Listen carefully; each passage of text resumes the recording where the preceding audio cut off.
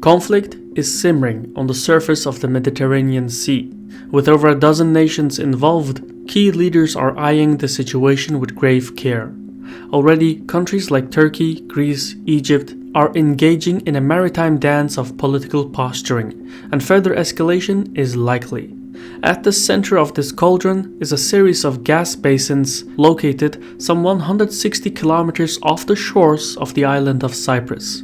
It is here, at the eastern Mediterranean Sea, where a single spark could light a geopolitical firestorm. I'm your host Shirvan, and welcome to Caspian Report.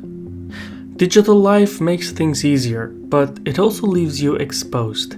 NordVPN is an affordable and user-friendly tool that hides your IP and thereby reduces your digital footprint. The app works on mobile devices as well, which comes in handy when traveling. Just go to nordvpn.com/CaspianReport and use the promo code CaspianReport to get a discount on the premium version. There is wealth underneath the seabed of the eastern Mediterranean.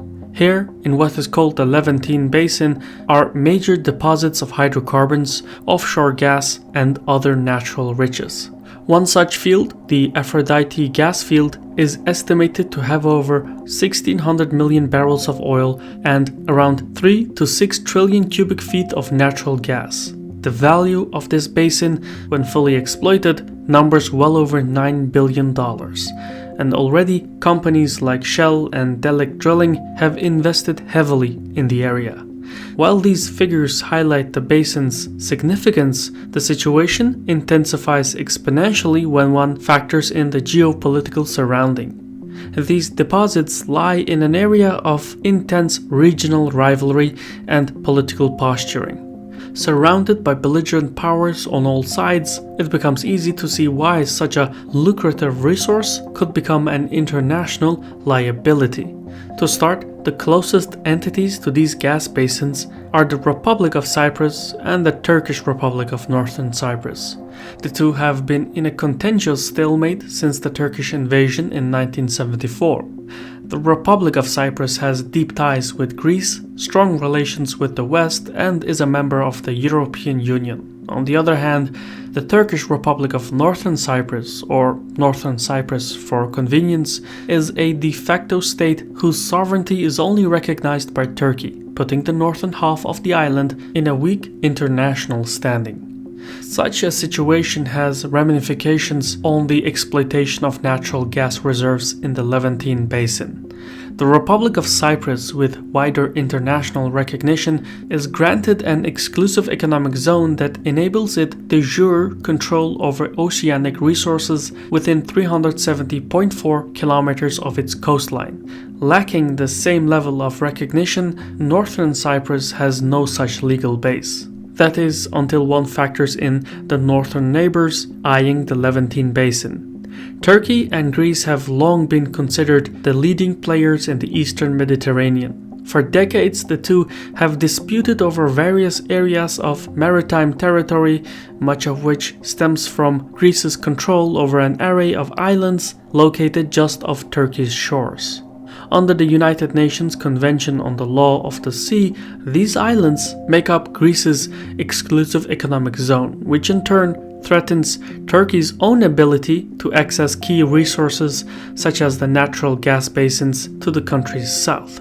Both nations have used the Cyprus conflict as part of this wider political friction. Ankara argues that Northern Cyprus is entitled to oceanic resources as much as the Republic of Cyprus, and the Turks use that argument to extend their access to the Levantine Basin while virtually cutting Greece off. The Greeks are not happy with this proposal and so have put their own claim that would cut Turkey off from the wider Mediterranean. The trouble, it seems, is that both nations have taken maximalist attitudes.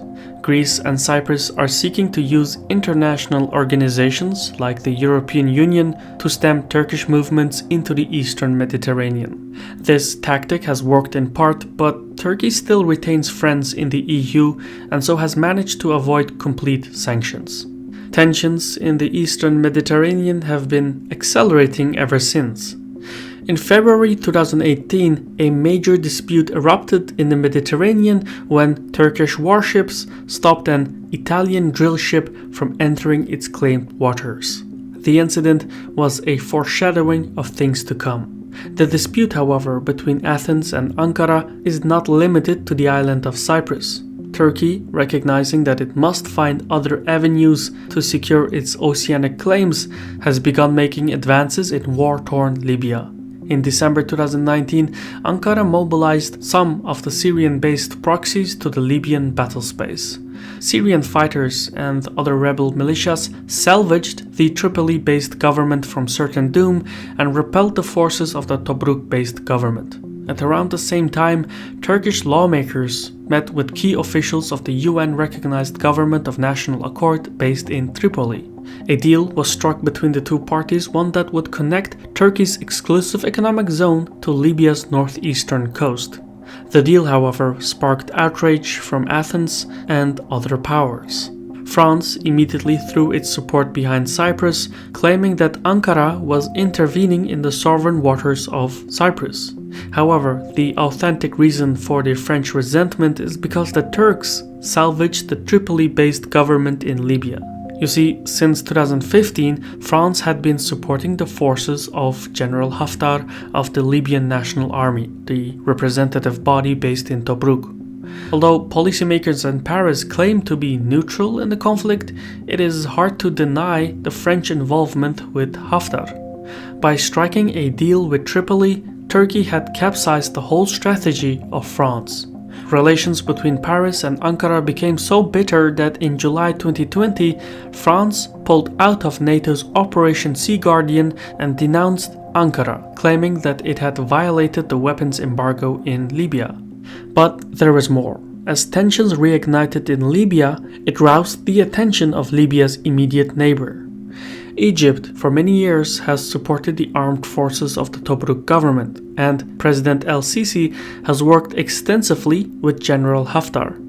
As the Tripoli government began making substantial gains in the summer of 2020, mostly thanks to Turkish support, Egypt was forced to react. In June, the Egyptian president attempted to push for ceasefire deals and negotiations at the United Nations, while ongoing rumors pointed to possible military intervention by the Egyptian military.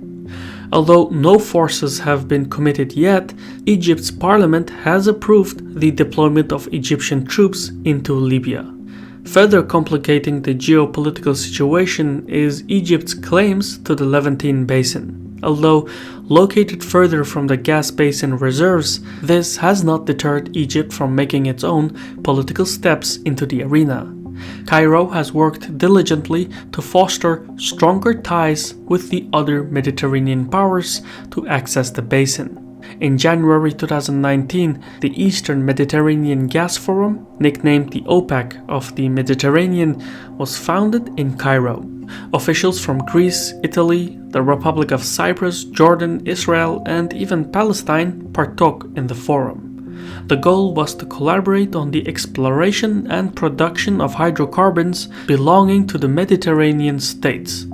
Turkey was deliberately left out. Then, in January 2020, Egypt initiated a large-scale meeting with Cyprus, France, Greece, and Italy to denounce Turkey's actions in Libya.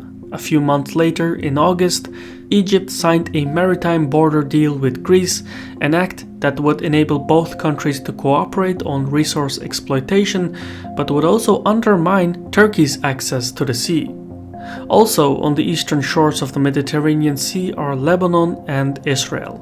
Being a relatively smaller player, Lebanon has struggled to gain a significant stake in the Levantine Basin. The country has worked extensively with the Republic of Cyprus, establishing bilateral agreements that would allow the Greeks to assist Lebanon in drilling into the basin. But this relationship is uneven, and the Lebanese rely on Greek assistance to exploit their own maritime zone. Israel, on the other hand, has attempted to assert itself into a more dominant position while also garnering the support of the other nations. Much of the Israeli policy has revolved around its relationship with Turkey. which has been rocky in recent years. As President Erdogan has pulled away from Israel, Prime Minister Netanyahu has had to adjust his strategic leanings towards Turkey.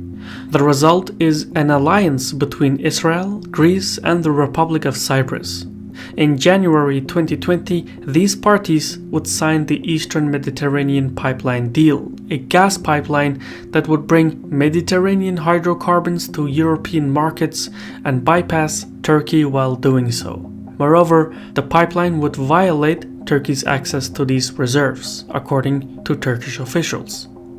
When one takes a step back, the geopolitical map becomes more understandable, with two sides emerging on opposite ends. There is Turkey, with its close network of allies in northern Cyprus and Tripoli-based Libya. On the other end is a relatively loose chain of relationships including Greece, the Republic of Cyprus, France, Israel, Egypt, and Tobruk-based Libya. Although Turkey is capable and resilient, it does not have the economy, military, or diplomatic means to counter all these nations simultaneously. The country is dealing with monetary and financial issues. However, that principle applies to most of the Mediterranean states. Greece is yet to recover from the 2008 recession, France is overexhausted with its engagements all over Africa, Egypt is focused on safeguarding its rivers from Ethiopian dams, Libya is a nation devastated and crippled by conflict, and Israel is dealing with pro-Iranian proxies taking camp at its borders. None of the coastal states has spare assets or resources to employ. And that might exactly be the problem. The most significant factor contributing to the tensions is economic, or lack thereof. Nearly all of the Mediterranean nations have faltering economies. Monetary and financial complications are plenty. The wealth underneath the seabed holds promises of economic salvation that the entire region needs so desperately. The billions of dollars in natural gas provide lucrative opportunities to salvage the socio-economic outlooks of these nations. Political rhetoric and military posturing are tools to gain an edge in the final negotiations for delineation. So for the Mediterranean nations, the fight over maritime zones and regional influence is one of life and death, where losing means financial collapse and ruin. I've been your host Shivan from Caspian Report. Please leave a like, comment and subscribe for the algorithm. Thank you for watching and Sağ ol.